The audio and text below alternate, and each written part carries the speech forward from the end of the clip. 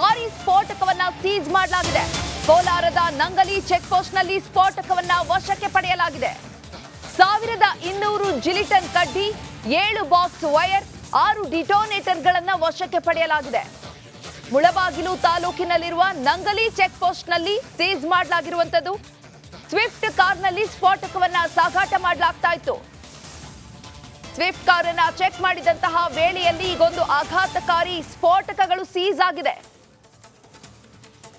Swift ಕಾರ್ನಲ್ಲಿ ಸ್ಫೋಟಕ ಸಾಗಿಸುತ್ತಿದ್ದಂತಹ ಆಸಿಫ್ನನ್ನ arrest ಮಾಡಲಾಗಿದೆ.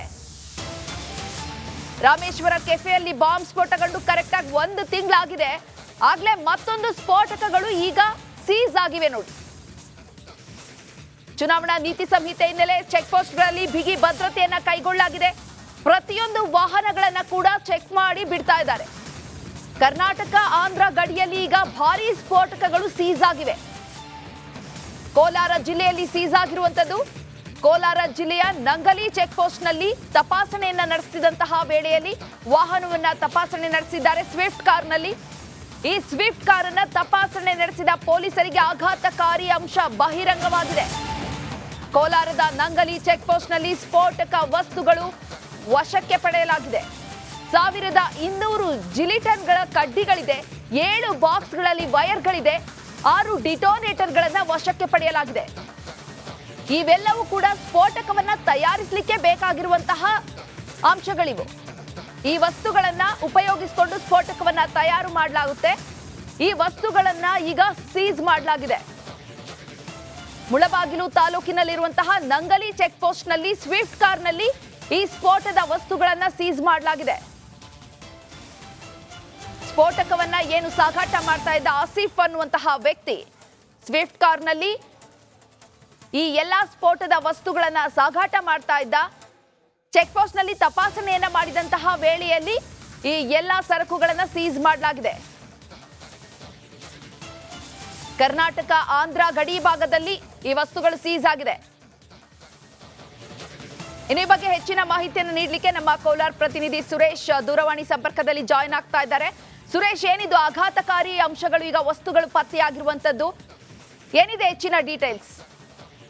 ಖಂಡಿತ ಚೈತ್ರ, ಏನಿವತ್ತು ಆಂಧ್ರದ ಗಡಿ ಭಾಗದಲ್ಲಿ ಇವತ್ತು ಸ್ಫೋಟಕ ವಸ್ತುಗಳು ಪತ್ತೆಯಾಗಿರುವಂತದ್ದು ನಿಜವಾಗ್ಲೂ ಒಂದು ರೀತಿಯ ಆತಂಕಕಾರಿ ಬೆಳವಣಿಗೆಯನ್ನು ಉಂಟು ಮಾಡುವಂತದ್ದು. ಅದರಲ್ಲೂ ಸಹ ಏನು ಚುನಾವಣಾ ಸಂದರ್ಭದಲ್ಲೇ ಈ ರೀತಿಯ ಸ್ಫೋಟಕ ವಸ್ತುಗಳು ಪತ್ತೆಯಾಗಿರುವಂತದ್ದು ಪೊಲೀಸರಿಗೂ ಸಹ ಒಂದು ರೀತಿಯ ಆತಂಕ ಮನೆ ಮಾಡಿರುವಂತದ್ದು. ಏನು ಕೋಲಾರ ಜಿಲ್ಲೆ ಮುಳಬಾಗಿಲು ತಾಲೂಕಿನ ನಂಗಲಿಯ ಚೆಕ್ ಪೋಸ್ಟ್ ನಲ್ಲಿ ಈ ಸ್ಫೋಟಕ ವಸ್ತುಗಳು ಪತ್ತೆಯಾಗಿರುವಂತದ್ದು. ಅದರಲ್ಲೂ ಸಹ ಏನು 1200 ಜಿಲೆಟಿನ್ ಕಡ್ಡಿಗಳು ಮತ್ತೆ 7 ಬಾಕ್ಸ್ ವೈರು ಮತ್ತೆ 6 ಡಿಟೇನೆಂಟ್ ವಶಕ್ಕೆ ಪಡೆದಿರುವಂತದ್ದು ನಿಜಕ್ಕೂ ಒಂದು ರೀತಿಯ ಆತಂಕದ ಬೆಳವಣಿಗೆ ಅಂತ ಹೇಳ್ಬೋದು. ಏನು ಶಿಫ್ಟ್ ಕಾರಿನಲ್ಲಿ ಆಂಧ್ರದ ಶಿಫ್ಟ್ ಕಾರಿನಲ್ಲಿ ಸಾಗಿಸಿದ ಸಂದರ್ಭದಲ್ಲಿ ಪೊಲೀಸರು ಚೆಕ್ ಪೋಸ್ಟ್ ನಲ್ಲಿ ತಪಾಸಣೆ ಮಾಡುವ ಸಂದರ್ಭದಲ್ಲಿ ಈ ವಸ್ತುಗಳು ಪತ್ತೆಯಾಗಿರುವಂತದ್ದು. ಈ ವಸ್ತುಗಳು ಏನು ಅಕ್ರಮ ಗಣಿಗಾರಿಕೆಗೆ ಬಳಸಲಾಗುತ್ತದೆ ಅಥವಾ ಬೇರೆ ಯಾವ್ದಾದ್ರು ಏನು ಈ ಘಟನೆಗೆ ಅಂದ್ರೆ ಪ್ರಕರಣಕ್ಕೆ ಬಳಸಲಾಗುತ್ತದೆ ಅನ್ನೋದು ಪೊಲೀಸರು ತನಿಖೆಯಿಂದ ಗೊತ್ತಾಗಬೇಕಾಗಿರುವುದು. ಈಗಾಗಲೇ ಆಸಿಫ್ ಹಜರತುಲ್ಲಾ ಎಂಬ ಆರೋಪಿಯನ್ನು ಬಂಧಿಸಿರುವಂತಹ ಪೊಲೀಸರು ಮತ್ತೊಬ್ಬ ಆರೋಪಿಯನ್ನು ಬಂಧಿಸೋದಕ್ಕೆ ಮುಂದಾಗಿರುವಂತದ್ದು. ಇಬ್ಬರು ಆರೋಪಿಗಳು ಶಿಫ್ಟ್ ಕಾರ್ನಲ್ಲಿ ಹೋಗ್ತಿದ್ದ ಸಂದರ್ಭದಲ್ಲಿ ಪೊಲೀಸರು ಚೆಕ್ ಪೋಸ್ಟ್ ನಲ್ಲಿ ತೆರೆದ ಸಂದರ್ಭದಲ್ಲಿ ಒಬ್ಬ ಆರೋಪಿ ಪರಾರಿಯಾಗಿರುವಂತದ್ದು. ಮತ್ತೊಬ್ಬ ಆರೋಪಿ ಏನು ಆಸಿಫ್ ಹಜರತುಲ್ಲಾ ಎಂಬುವರು ಸಿಕ್ಕಿರುವುದು. ಈ ನಿಟ್ಟಿನಲ್ಲಿ ಪೊಲೀಸರು ಹೆಚ್ಚಿನ ತನಿಖೆಗಾಗಿ ಒಳಪಡಿಸಿಕೊಂಡಿರೋ ವಶಕ್ಕೆ ಪಡೆದು ತನಿಖೆ ಮಾಡ್ತಾ ಇದ್ದಾರೆ ಚೈತ್ರ. ಇನ್ನು ಸುರೇಶ್, ನಾವು ಈಗ ಕಾರ್ನ ನೇಮ್ ಬೋರ್ಡ್ ಅನ್ನ ಗಮನಿಸ್ತಾ ಇದ್ದೀವಿ. ಆಂಧ್ರ ಪ್ರದೇಶದ ಕಾರ್ ಇದು ಅನ್ನುವಂಥದ್ದು ಮೇಲ್ನೋಟಕ್ಕೆ ಗೊತ್ತಾಗ್ತಾ ಇದೆ. ಈಗ ಆಂಧ್ರದಿಂದ ಕರ್ನಾಟಕಕ್ಕೆ ವಾಹನ ತೆರಳ್ತಾ ಇತ್ತಾ ಅಥವಾ ಈ ಕಾರು ಕರ್ನಾಟಕದಿಂದ ಆಂಧ್ರ ಕಡೆ ತೆರಳ್ತಿತ್ತಾ? ಏನಿದೆ ಈ ಬಗ್ಗೆ ಮಾಹಿತಿ? ಚೈತ್ರ, ಈ ಗಾಡಿ ಬೆಂಗಳೂರಿನಿಂದ ಆಂಧ್ರ ಕಡೆ ಹೋಗ್ತಾ ಇರುವಂತದ್ದು. ಅದರಲ್ಲೂ ಸಹ AP 31 BB 1177 ಎಂಬ ಸ್ವಿಫ್ಟ್ ಡಿಸೈರ್ ನಲ್ಲಿ ಈ ಸ್ಫೋಟಕ ವಸ್ತುಗಳು ಡಿಕ್ಕಿಯಲ್ಲಿ ಹೋಗ್ತಾ ಇದ್ದಿದ್ದು. ಈ ಸಂದರ್ಭದಲ್ಲಿ ಪೊಲೀಸರು ಚೆಕ್ ಪೋಸ್ಟ್ ತಪಾಸಣೆ ಮಾಡಿದ ಸಂದರ್ಭದಲ್ಲಿ ಈ ಸ್ಫೋಟಕ ವಸ್ತುಗಳು ಪತ್ತೆಯಾಗಿರುವಂತದ್ದು. ಅದರಲ್ಲೂ ಸಹ ಏನು ಆಂಧ್ರದಲ್ಲೂ ಸಹ ಏನು ವಿಧಾನಸಭಾ ಚುನಾವಣೆಗೂ ಸಹ ನಡೀತಾ ಇರುವಂತದ್ದು. ಈ ನಿಟ್ಟಿನಲ್ಲಿ ಯಾವ್ದಾದ್ರು ಇಂಥ ಕೃತ್ಯಗಳಿಗೆ ಯಾವ್ದಾದ್ರು ಕೃತ್ಯಗಳಿಗೆ ಈ ಜಿಲೆಟಿನ್ ಬಳಸ್ತಾರ ಅಥವಾ ಅಕ್ರಮ ಗಣಿಗಾರಿಕೆಗೆ ಈ ಕಡ್ಡಿಗಳನ್ನು ಬಳಸ್ತಾರ ಅನ್ನೋದು ಪೊಲೀಸರು ಈಗಾಗಲೇ ತನಿಖೆಗೆ ಒಳಪಡಿಸಿರುವಂತದ್ದು.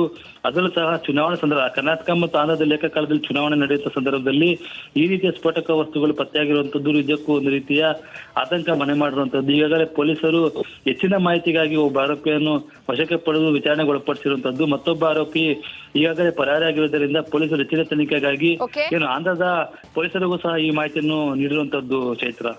ಧನ್ಯವಾದ ಸುರೇಶ್ ತಮ್ಮೆಲ್ಲ ಮಾಹಿತಿಗಾಗಿ.